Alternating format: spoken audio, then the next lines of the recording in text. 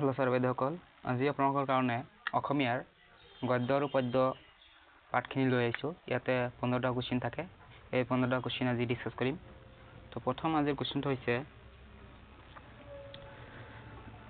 এটা গদ্য এই গদ্যত 106 ৰ পৰা 114টা লৈকে কোৱেশ্চন আছে মানে 10টা কোৱেশ্চন আৰু পদ্যত 5টা কোৱেশ্চন থাকে তো প্ৰথমে 10টা কোৱেশ্চন ডিসকাস কৰি লওঁ তো ইয়াতে আপোনালোকে এটা গদ্য দেখিবলৈ পাই আছে ৰাজগৃহৰ পৰা বিদ্ধ হৈ ৰাজগৃহ আৰু নালন্দাৰ মাজত থকা অট্টালিকাত আহি উপস্থিত হল তাতে ভিক্ষুক ধৰ্মোপদেশ দি তেখেত নালন্দালৈ আহিল এনেকৈ পদ্যখন আপোনালোকে দ্ৰুত পাঠ কৰি ল'ব তো আপোনালোকে জানে স্কিমিং আৰু স্ক্যানিং এই দুটা ইয়াতে প্ৰয়োগ হ'ব কিয়নো আপোনালোকে কিমান স্পিডত পঢ়িব পাৰে আৰু স্ক্যানিং কৰি কোৱেশ্চনত থকা শব্দবোৰ এনসাৰবোৰ সহজতে কিমান সোনকালে উলিয়াব পাৰে এটো ইয়াতে পৰীক্ষণ কৰে তো ইয়াতে আপোনালোকে গদ্যখন আগতে পঢ়ি ল'ব ইয়াতে দুটা শৰ্ত যদি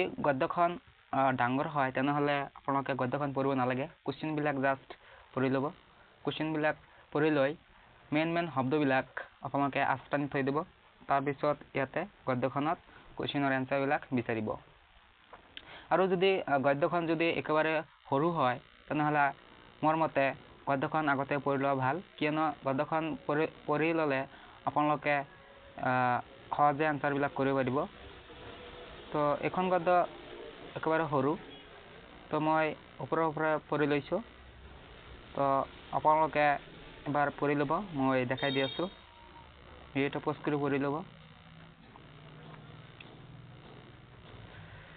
তো ইয়াতে মই এতিয়া প্ৰথম কোৱেশ্চন স্টাৰ্ট কৰো প্ৰথম কোৱেশ্চনটো হৈছে 6 নম্বৰ কোৱেশ্চন ইয়াতে কৈছে যে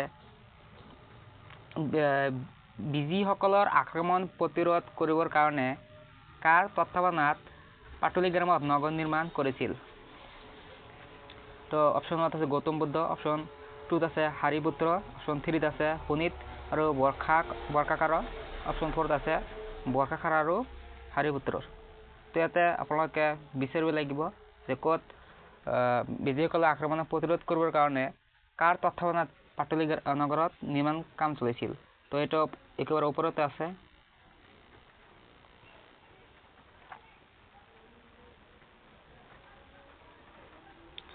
চাওক ইয়াতে চাওক নালন্দাত স্থানীয় পাৰিবাৰিক আম্ৰকুঞ্জত হাৰিপুত্ৰৰ লগত বুদ্ধৰ সাক্ষাৎ হয় ধৰ্মস্থান এটা নহয় ক'ত দেখা গ'ল যিখিনি নহওক আপোনালোকে বিচাৰি উলিয়াব মই এনসাৰটো কৈ দি আছো ক'তবা দেখা পালো তেতিয়া তো এনসাৰটো ইয়াতে হৈ যাব অপচন 6 নম্বৰ কোৱেশ্চন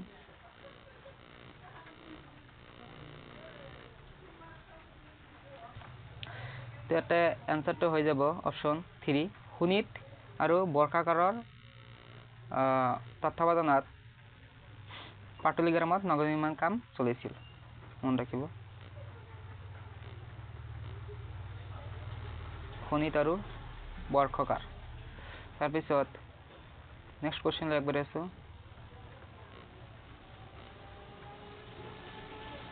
দেখো 7 নম্বৰ কোৱেশ্চন বুদ্ধই যি বাটেৰে গংগা পাৰ হৈছিল সেই ঠাইখনৰ নাম কি আছিল তো এটো আনসাৰ সহজতে কৰিব পাৰিব প্ৰথমতে আছে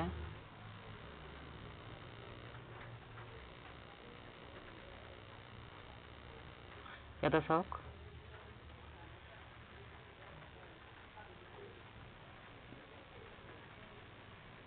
যে বুদ্ধই যি বাটেৰে বুদ্ধই গংগা পাৰ হৈছিল সেই ঠাইখনৰ নাম আছিল গৌতম তীৰ্থ বা বুদ্ধ তীৰ্থ মন ৰাখিব তাৰ পিছত অপচন কেই নম্বৰত আছে এটা চাই লওঁ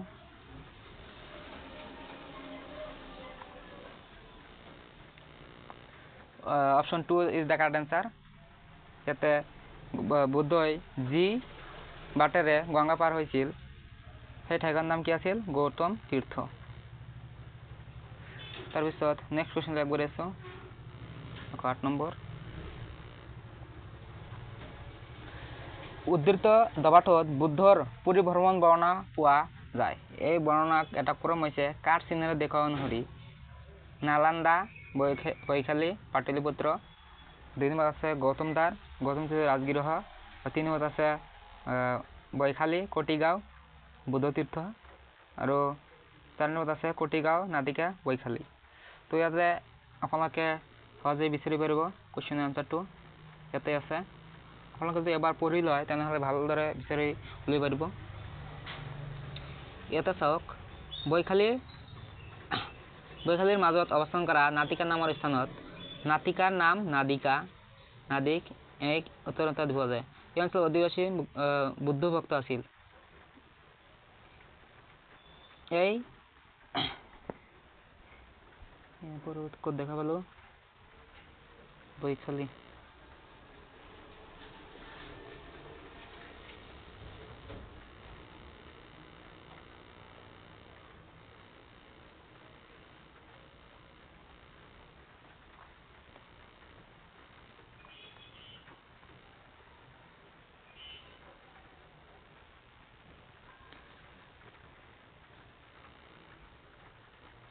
তো এটাই হ'ব চাগে নাটিকা নাম নাদিক, এইটো হ'ব চাগে। দেখো অপশ্যনত কোনটো আছে।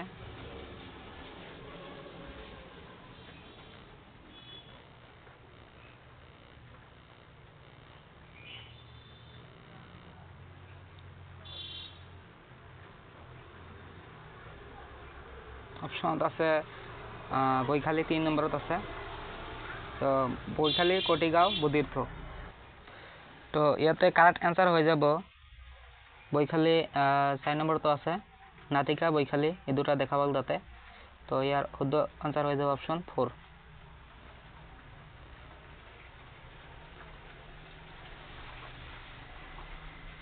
এইটো তাৰপিছত নেক্সট কুৱেশ্যন লাভ কৰি আছোঁ। আপোনালোকে কুৱেশ্যনৰ এনচাৰবিলাক বিচাৰি উলিয়াব, সহজতে উলিয়াব পাৰিব। মই জাষ্ট এনচাৰবিলাক কৈ দি আছোঁ।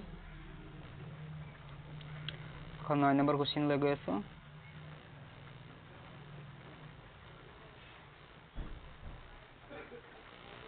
দাৰ শব্দটোৰ সমাৰ্থক শব্দ বিচাৰি উলিওৱা। তো দাৰ শব্দৰ সমাৰ্থক শব্দ হৈছে কপাট। Option 1 is the correct answer. দাৰ শব্দৰ সমাৰ্থক শব্দ কি? কপাট। তাৰপিছত 110 নম্বৰ কুৱেশ্যন লৈ গৈ আছোঁ। বুদ্ধই প্ৰৱৰ্তন কৰা অট্টালিকাত ক'ত আছিল? নালান্দাত, কটিগাঁও আৰু বৈশালীৰ মাজত, পাটলিগ্ৰামত, ৰাজগৃহ আৰু নালন্দাৰ মাজত। তো ইয়াৰ শুদ্ধ উত্তৰ হৈ যাব অপশ্যন 4, ৰাজগৃহ আৰু নালন্দাৰ মাজত বুদ্ধই প্ৰৱৰ্তন কৰা অট্টালিকাটো আছিল। তাৰপিছত নেক্সট কুৱেশ্যন লাভ কৰি আছোঁ 11 নম্বৰ কুৱেশ্যন। গিঞ্জ কা বসত হৈছে অপশ্যন 1 আছে নাটিকা অঞ্চলৰ অধিবাসীসকলে নিৰ্মাণ কৰা এক আম্ৰকুঞ্জ, আৰু অপশ্যন 2 আছে বৈশালী অধিবাসীসকলে নিৰ্মাণ কৰা এক অতিথিশালা। অপশ্যন 3 আছে নাটিকা অঞ্চলৰ অধিবাসীসকলে নিৰ্মাণ কৰা এক বিহাৰ। এইটো হ'ব ইয়াৰ শুদ্ধ এনচাৰ। আপোনালোকে বিচাৰিলে পাই যাব। এইটো হ'ব ইয়াৰ শুদ্ধ এনচাৰ। নাটিকা অঞ্চলৰ অধিবাসীসকলে নিৰ্মাণ কৰা এক বিহাৰ। Option 3 is the correct answer. তাৰপিছত নেক্সট কুৱেশ্যন লাভ কৰি আছোঁ 112 নম্বৰ কুৱেশ্যন এনচাৰ।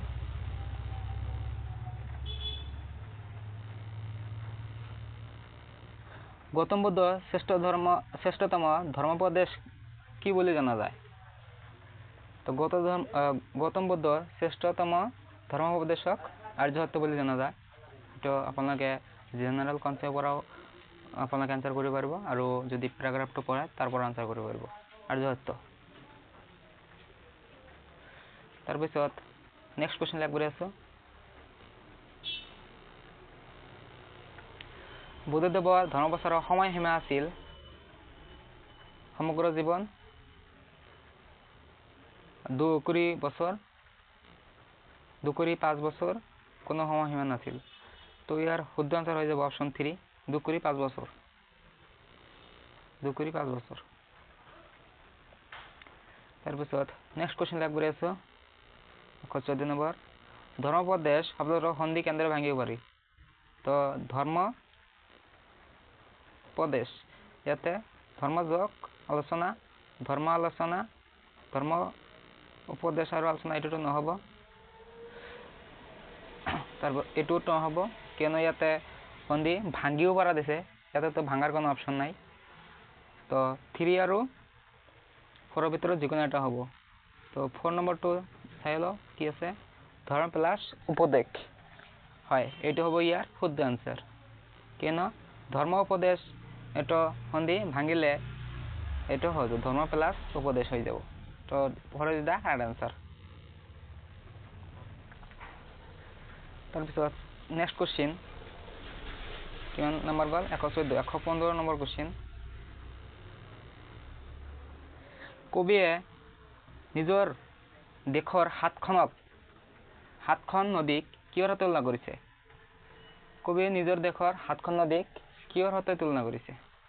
অপশ্যন 1 আছে নাৰীৰ সৈতে, অপশ্যন 2 আছে অলংকাৰৰ বিশেষৰ সৈতে, অপশ্যন 3 আছে প্ৰেমৰ সৈতে, অপশ্যন 4 আছে গৰখীয়া ল'ৰাৰ পেপাৰ সুৰৰ সৈতে। তো ইয়াৰ শুদ্ধ আনসাৰ হৈ যাব অপশ্যন 2 কিয়নো কবিয়ে নিজৰ দেশৰ 7খন নদীক এটা অলংকাৰৰ সৈতে তুলনা কৰিছে। 115 নম্বৰ কুৱেশ্যনৰ আনসাৰ হৈ যাব অপশ্যন 2।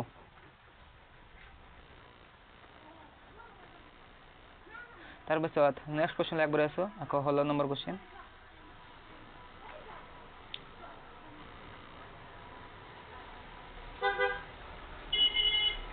ইমান ডাঙৰ অপশ্যন। উজ্জ্বল শব্দটোৰ বিপৰীত শব্দটো হৈছে পোহৰ, নিষ্প্ৰভ, অন্ধকাৰ, হোম উজ্জ্বল। তো ইয়াৰ বিপৰীত শব্দ আপোনালোকে অন্ধকাৰ বুলি ভাবিছে, এইটো নহয় কিয়নো অন্ধকাৰ হৈছে একেবাৰে আন্ধাৰ, ৰাতি যেনেকুৱা অন্ধকাৰ থাকে সেইটো আন্ধাৰ হ'ব। আলো ইয়াৰ বিপৰীত শব্দ হ'ব আলো। আৰু পোহৰ হৈছে এটা একেবাৰে জিলজিলাই থকা জিকিমকি কৰি থকা উজ্জ্বল, সেইটো হৈছে পোহৰ। তো ইয়াৰ বিপৰীত শব্দ নিষ্প্ৰভ, মানে কোনো ধৰণৰ পোহৰ নাই, কোনো ধৰণৰ চিকিমকি কৰা নাই, চকমকীয়া কৰা নাই, নিষ্প্ৰভ সেইটো হ'ব ইয়াৰ বিপৰীত শব্দ। So' option 2 is the correct answer. 117 number option 2 is the correct answer. তাৰপিছত 118 নম্বৰ কুৱেশ্যনলৈ গৈ আছো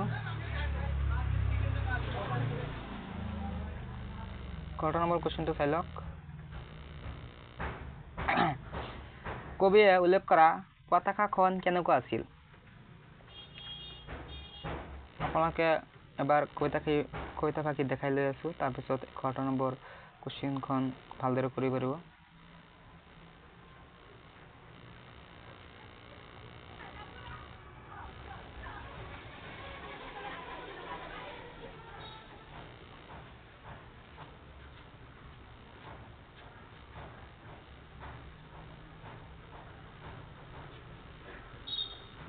এদিন ৰাতি মই এখন নতুন দেশলৈ গৈছিলো। সেই দেশৰ হৃদয় জুৰি আছিল তাৰকাখচিত উজ্জ্বল নীলা এখন পতাকা। সাগৰৰ বতাহ আহি পতাকাখনৰ ঢৌ তুলিছিল, প্ৰেমৰ কোমল ঢৌ। অন্ধকাৰে ঢাকি থোৱা অৰণ্যৰ মাজৰ পৰা উৰি আহিছিল গৰখীয়া ল'ৰাৰ পেপাৰ সুৰৰ দৰে এটি মুকল সুৰ। সেই সুৰ শুনি আহত পশুৰ দৰে মই লৰি পলাই আহিছিলো মোৰ দেশলৈ।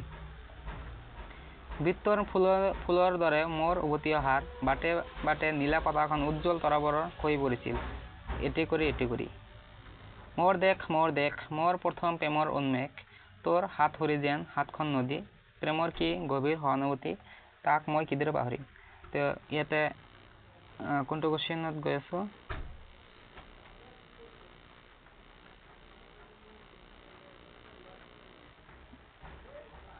কোনটো কুৱেশ্যনত আছিলো 118 নম্বৰ কুৱেশ্যন কবিয়ে উল্লেখ কৰা পতাকাখন কেনেকুৱা আছিল?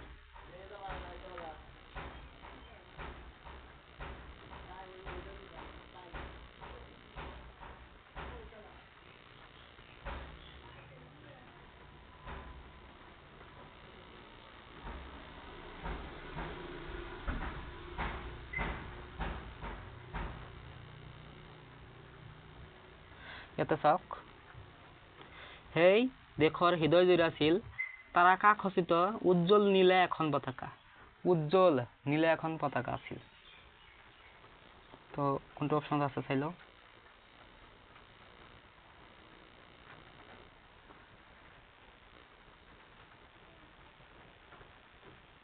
Option 2 is the correct answer. উজ্জ্বল পোহৰেৰে ভৰা। এইটো নে অপশন 1 আছে অন্ধকাৰে ঢাকি থোৱা, অপশন 3 আছে মণিমুক্তা হাতৰি ভৰা। নহয়, পতাকাটো কি আছিল? উজ্জ্বল নীলা। তেনেহলে ইয়াতে কোনটো হ'ব? নীলা। তৰা লগাই থোৱা। তো তৰা মানে কি? উজ্জ্বল। এইটো আপোনালোকে লোপ পাইছে শব্দটো। তো ইয়াৰ শুদ্ধ উত্তৰ হৈ যাব অপশন 4 তৰা লগাই থোৱা নীলা। 18 number question option 4 is the correct answer. কিনো আপোনালোকে ভাবিছে যে অপশন 2 নম্বৰটো হ'ব লাগিছিল উজ্জ্বল পোহৰেৰে ভৰা। নহয়, উজ্জ্বল পোহৰেৰে ভৰা খালি নহয়, ইয়াতে নীলা আছিল। নীলা আছিল। তো সেই অৰ্থত আমাৰ option 4 is the correct answer হৈ যাব। তৰা লগাই থোৱা আৰু নীলা, এইটো হ'ব ইয়াৰ শুদ্ধ আনসাৰ। আপোনালোকে পটককৈ অপশন 2 টো সিলেক্ট কৰিব। তাৰপিছত নেক্সট কোশ্চিনত গৈ আছে 119 নম্বৰ কোশ্চিন। কবিয়ে কৰ পৰা কলৈ পলাইছিল? নতুন দেশখনৰ পৰা নিজৰ দেশখনলৈ। এইটো হ'ব ইয়াৰ শুদ্ধ আনসাৰ। কিনো কবিয়ে নতুন দেশৰ পৰা নিজৰ দেশখনলৈ পলাইছিল। তাৰপিছত 120 নম্বৰ কোশ্চিন। আজিৰ ভিডিঅ'ৰ শেষৰতম কোশ্চিন। মোৰ দেশ মোৰ স্বদেশ মোৰ প্ৰথম প্ৰেমৰ উন্মেষ। এই শাৰীটো তলত উল্লেখ কৰা কোনবিধ কাব্যালংকাৰ প্ৰয়োগ হৈছে? তো ইয়াতে কি প্ৰয়োগ হৈছে কওকচোন? উপমা। উপমা মানে কি? এটা তুলনা কৰা বুজায়। এইটো ইয়াতে হোৱা নাই। প্ৰতীক নহয়, চিত্ৰকল্প নহয়। তো ইয়াতে অত্যনুপ্ৰাস প্ৰয়োগ পাইছে। কিয়নো অত্যনুপ্ৰাস বুলি আমি কি বুজো? যে কোনো এটা পদৰ বা কোনো এটা শব্দৰ শেষৰ শব্দটো যদি মিল থাকে, ইয়াতে চাওক মোৰ দেশ আৰু ইয়াতে মোৰ স্বদেশ, আৰু এই দুটা একেবাৰে শেষৰ শব্দ একেবাৰে মিল আছে। তো ইয়াতে শেষৰ শব্দ যেতিয়া মিল থাকিব, তেতিয়া তাক অত্যনুপ্ৰাস বুলি আমি ক'ব পাৰোঁ। তো অন্যান্য মানে কি? আপোনালোকে ইয়াতে এটা কথা মন কৰিব, অন্যান্য মানে অন্ত, মানে শেষৰ শব্দটো বা পদটো, প্ৰাক মানে মিল থকা বুজালে সেইটো অত্যনুপ্ৰাস হয়। তো অনুপ্ৰাস, অত্যনুপ্ৰাস, বিত্তনুপ্ৰাস, শেষানুপ্ৰাস এইবিলাক কি আপোনালোকে গ্ৰামাৰত চাই ল'ব, ইয়াৰ পৰা কুৱেশ্যন আহে। আৰু পেডাগজি আৰু পদ্যত আপোনালোকে গ্ৰামাৰ যে সিমান জানিব লাগে সেইটো নহয়, থুলমূল অলপ জানিলেই হ'ল, ডিটেইল জানিব নালাগে। কাৰণ গ্ৰামাৰৰ পৰা বেছি কুৱেশ্যন নাহে, 2টা বা 1টা কুৱেশ্যন আহে। তো অলপ কনচেপ্টটো জানি ল'ব। তো আজিৰ ভিডিঅ' এইখিনিয়ে। নেক্সট ভিডিঅ'ত বেলেগ এটা কুৱেশ্যন পেপাৰ লৈ উপস্থিত হ'ম। Thank U.